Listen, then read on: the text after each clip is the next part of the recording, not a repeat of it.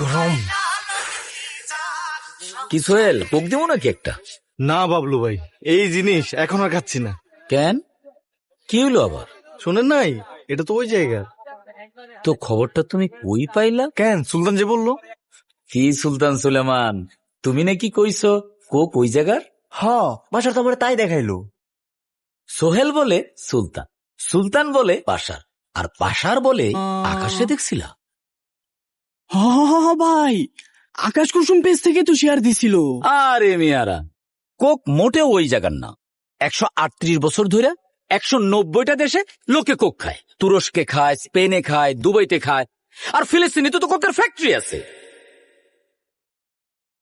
হ্যাঁ বাচ্চু, কোক দে। কোকে একটা ঢোক দেন, তারপর একটা সার্চ দেন।